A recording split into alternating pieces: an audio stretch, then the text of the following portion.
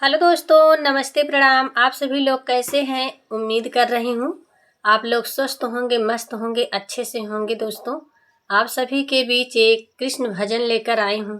अच्छा लगे तो लाइक, सब्सक्राइब और कमेंट बॉक्स में कमेंट करके ज़रूर बताना दोस्तों, हमारी ये भजन आप सबको कैसे लगी। मैं प्रस्तुत करने जा रही हूँ।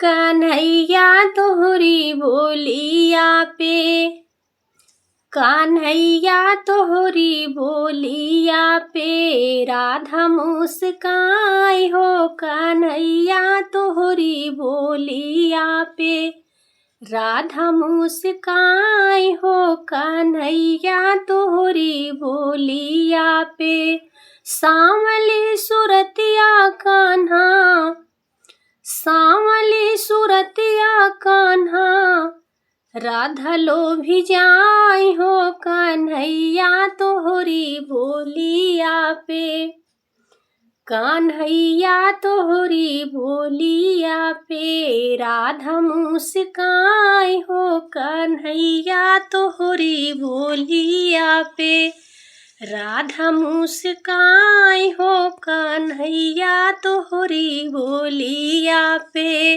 जब जब जाले कान्हा गौआ की ओरिया, जब जब जाला कान्हा गौआ की ओरिया, शोर होई जाला कान्हा गौआ की गलिया, शोर होई जाला कान्हा गौआ की गलिया। बांसिया बजावे कान्हा, बांसिया बजावे कान्हा राधा खुश होई जाए हो। मोहन तोहरी बोलिया पे हो, कन्हैया तोहरी बोलिया पे राधा मुस्काई हो। कन्हैया तोहरी बोलिया पे राधा मुस्काई हो। कन्हैया तोहरी बोलिया पे सब ग्वाल बाल संग गैया चरावई कान्हा, सब ग्वाल बाल संग गैया चरावई कान्हा।